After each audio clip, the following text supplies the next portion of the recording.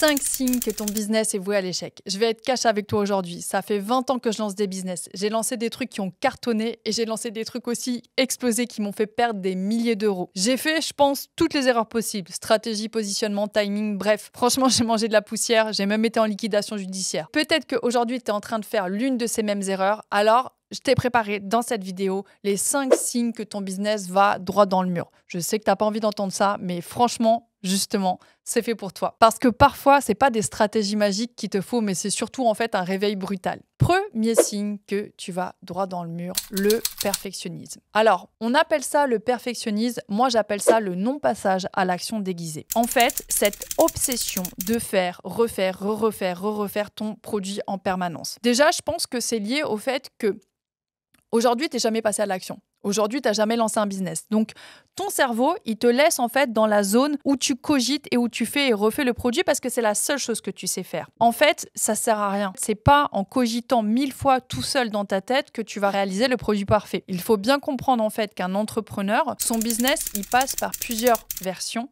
et c'est nécessaire. Et ces versions, en fait, elles doivent pas évoluer toi seul dans ta chambre et dans ta tête, elles doivent évoluer sur le terrain. Donc, tu lances une V1, tu l'améliores par rapport à tes retours clients et tu fais ensuite une V2 et ensuite tu fais une V3. Mais tu fais pas 6 versions de ton business seul dans ta tête. Donc là, c'est pas en fait le premier signe que c'est voué à l'échec, mais là, c'est une attitude en fait qui est contre-productive. C'est comme les personnes en fait qui vont perpétuellement refaire leur site internet. Moi, je parle avec des gens en fait, ça fait genre 5 fois qu'ils ont fait leur site internet, mais ils n'ont jamais fait une campagne de pub. C'est insensé. En fait, ça sert à rien de faire, refaire et refaire. Donc, arrête de te camoufler derrière ce perfectionnisme et arrête de cacher ta peur en fait de passer à l'action. Passe à l'action parce que les résultats et les réponses, elles sont là. Ça m'interpelle quand je vois quelqu'un qui refait 1, 2 fois, 3 fois, 4 fois son site internet, alors que son site internet, il fait pas plus de 50 visites par mois. Le problème, il est là en fait. Juste un ratio à te donner. Un site internet, ça convertit en moyenne de 1 à 2%. Donc toi qui démarres, il est fort probable que ton site internet convertisse à 1%. Ça veut dire quoi 1%? Ça veut dire que pour 100 visites, tu vas faire une vente. Ok? Donc si tu as 50 visiteurs, c'est normal que ton site internet ne convertisse pas. Donc tu ne dois pas passer ton temps en fait à refaire ton site internet pour améliorer ça. Le sujet, il n'est pas là. Signe numéro 2 que ton business est voué à l'échec, tu pilotes avec la peur.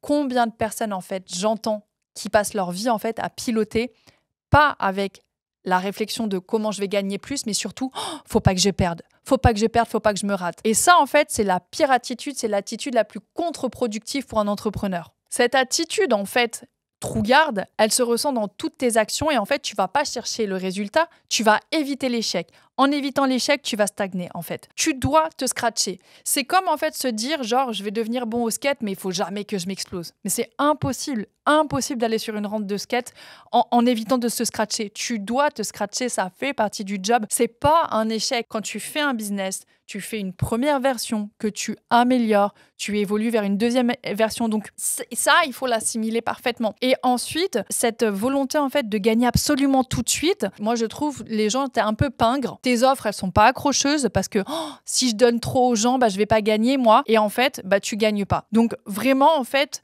va chercher les ventes, va chercher les clients, va chercher la communauté avant d'aller chercher en fait à absolument garder tout ce que tu as parce que tu n'as rien en fait aujourd'hui. Va chercher absolument, tu vois, le maximum en fait de ventes avant d'aller chercher à faire le maximum de chiffre d'affaires. Moi, je vois beaucoup de gens qui cherchent absolument la rentabilité. Je trouve que la première chose qu'un entrepreneur doit chercher, c'est les ventes. Va chercher plein de ventes. À partir du moment où tu auras plein de ventes, plein de clients, que tu sauras à faire plein de ventes, plein de clients, tu pourras améliorer ta marge, tu pourras améliorer ta rentabilité. Mais si tu es obsédé sur ta marge et ta rentabilité et que tu n'as pas de volume, en fait, tu vas rester en huis clos. Super, tu as une belle marge, mais tu n'as pas de client. L'inverse, en fait, est beaucoup plus facile. Donc, je vais te mettre ici des livres qui, moi, m'ont aidé en termes de mindset, mais fais évoluer ton mindset. Pense positif, pense énergie, pense flux.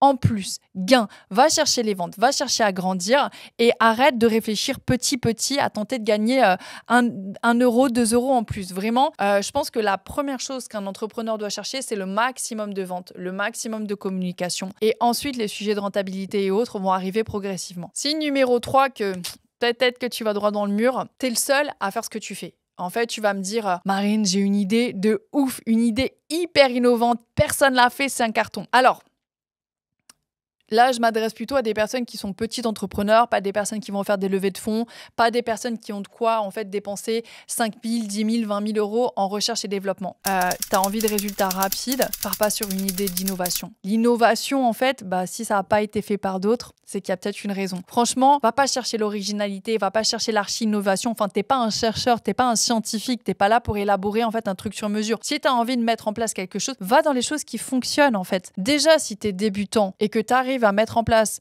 et à copier en quelque sorte, à te calquer sur des business qui fonctionnent déjà, c'est déjà très bien. En fait, c'est une fausse croyance que de croire qu'on réussit parce qu'on est original. On réussit parce qu'on est au bon endroit au bon moment. Tu vas réussir parce que tu vas répondre aux besoins des gens. Par exemple, une boulangerie, c'est pas une innovation. Pourtant, ça va tout le temps bien fonctionner. Un restaurant, c'est pas une innovation. Un japonais, il y a rien d'innovant en fait. Mais il faut juste ouvrir le japonais au bon endroit, tu vois. Donc en fait, quand t'es business, c'est surtout en fait d'être face aux gens qui ont le besoin et d'en rapporter une solution. C'est pas d'innover en fait, c'est pas ça. Donc voilà, va plus chercher à répondre à un besoin et à être au bon endroit. C'est plus ça en fait que de chercher à être hyper original. Je trouve que la recherche de l'originalité, elle revient un petit peu au signe numéro 1 en fait de l'erreur qui est s'obséder sur le perfectionnement de produit. Alors que en fait, tu seras plus efficace à en fait t'obséder à être au bon endroit au bon moment plutôt que de chercher à faire un truc hyper original, hyper beau, hyper nan. Signe numéro 4 que tu fais pas tout pour que ça se développe bien. Donc là, ça s'adresse plus aux personnes qui ont déjà commencé. Et en fait, tu es incapable de savoir comment tes ventes elles viennent. Tu es incapable de savoir comment tu fais du chiffre d'affaires. Tu sais pas. En fait, ça arrive, tant mieux, tu es heureux, mais aucune idée. Tu es un businessman, un business girl. En fait, tu dois absolument savoir comment piloter ton business. Et en fait, il y a énormément de gens qui ne font pas assez d'analyse. La réussite, en fait, et l'amélioration, elle vient de l'analyse. Donc, il faut absolument que tu saches, en fait, qu'est-ce qui te génère du trafic sur ton site internet?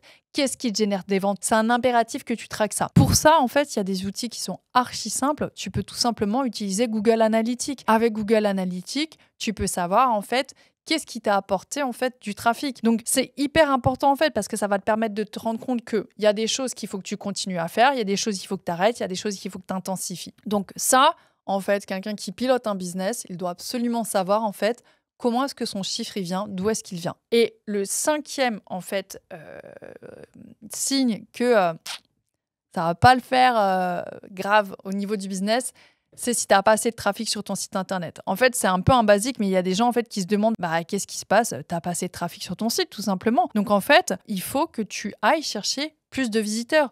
Si ton site il fait moins de 500 visites par mois, c'est mort. Faut que tu ailles visiter, il faut que tu ailles chercher en fait les 3 000, 5 000 visites par mois au moins sur ton site internet pour pouvoir en fait faire des ventes. Donc, il y a plein de méthodes. Là, je t'invite à te former, à monter en compétences. Mais si ton site, il fait qu'une centaine de visites par mois, c'est dead, ça va pas se développer. Voilà, vidéo un petit peu cash, mais je pense que des fois, ça fait du bien en fait de savoir vraiment ce qu'on fait mal. Et puis, de toute façon, si tu la regardes, c'est que tu es dans une volonté d'amélioration, donc c'est top. Sache que ces signes-là, moi, je suis passée par là, je les ai fait, toutes ces erreurs, et c'est des erreurs que tout le monde fait. Donc, en vrai, si je dois conclure, franchement, va chercher les ventes, va chercher concret, fais de l'analyse. Je te propose une autre vidéo qui peut t'aider en fait à te développer en termes de mindset. Et si ça te plaît ce type de vidéo, n'hésite pas à me dire sur quel sujet est-ce que tu aimerais que je fasse la prochaine.